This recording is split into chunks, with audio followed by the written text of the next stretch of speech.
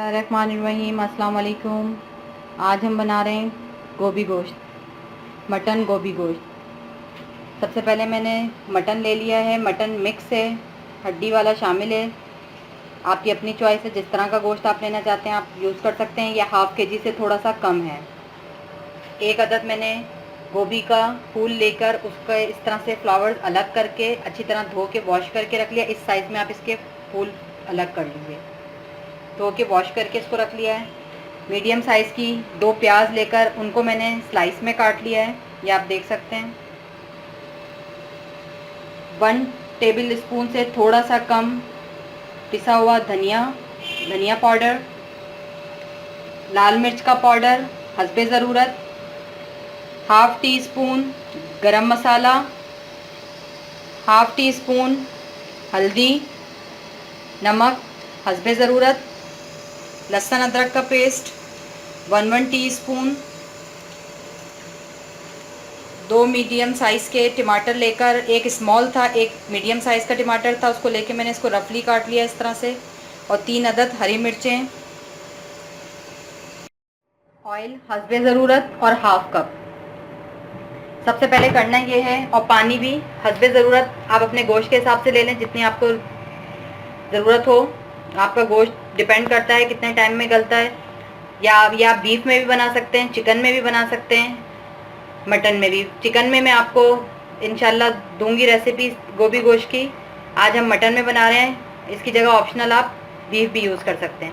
करना ये है, सबसे पहले आपने एक पैन ले लेना है, उसमें पानी ऐड करना है। जैसे ही पानी आपका बॉयल होना शुरू हो जाए आपने अपना ये तमाम मीट इसमें ऐड कर देना है।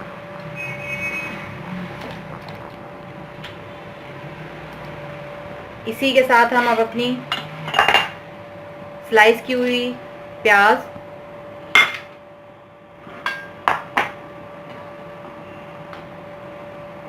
टमाटर, पिसी हुई लाल मिर्च, मैंने 1 टेबल स्पून से थोड़ी सी कम ली है, आप अपने टेस्ट के हिसाब से कम ज़्यादा कर सकते हैं। धनिया पाउडर पिसा हुआ 1 टेबल स्पून से थोड़ा सा कम, 1 टीस्पून लहसुन का पेस्ट, 1 टीस्पून अदरक का पेस्ट, नमक हस्बे ज़रूरत, हल्दी हाफ़ टी स्पून। अब इनको आपने तमाम मसालों को मिक्स करके और इसको वो पकने के लिए छोड़ देना है। अब मैं इसको तकरीबन 35-40 मिनट के लिए ढककर पकने के लिए छोड़ दूंगी। उसके बाद देखेंगे हमारा अगर गोश्त गल गया होगा तो फिर हम एक स्टेप 2 की तरफ चलेंगे। इसमें मैं आपको दोबारा रिपीट कर दूं, मैंने पानी लिया, पानी के अंदर अपना गोश्त ऐड कर दिया, प्याज, लहसुन अदरक, टमाटर, लाल मिर्च, हल्दी, नमक, धनिया पाउडर, ये तमाम मसाले ऐड करके इसको अब मैंने गलने के लिए छोड़ दिया है।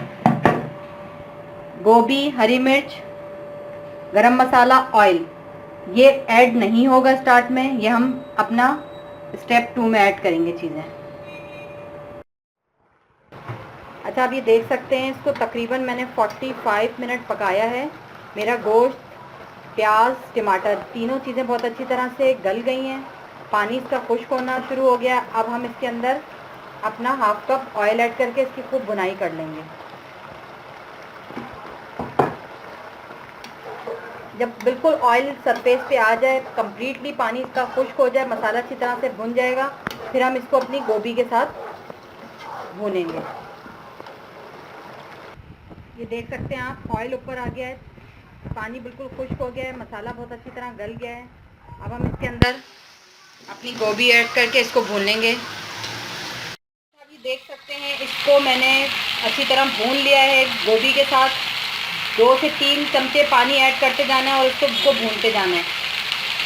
कम से कम 5 से 7 मिनट इसको भून के, जैसे ये ऑयल आप देख रहे हैं ऊपर आना शुरू हो जाए, ऑयल निकलना शुरू हो जाए, इसमें आपने इतना पानी ऐड कर देना है जितनी आपको ग्रेवी रिक्वायर्ड है या जितना आप इसको रखना चाहते हैं शोरबा इसके अंदर। और इसको आपने कम से कम 10 से 15 मिनट दम देना है ताकि आपकी गोभी अच्छी तरह से गल जाए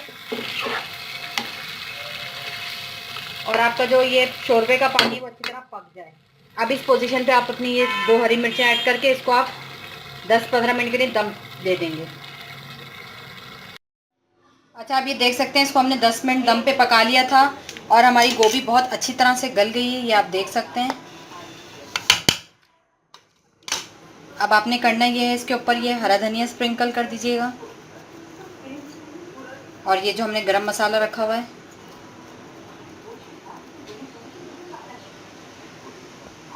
ये स्प्रिंकल कर दीजिएगा। इसको नान, चपाती, बॉयल राइस के साथ आप सर्व कर सकते हैं। उम्मीद करती हूँ आज की रेसिपी अच्छी लगी होगी। खुदा हाफिज़।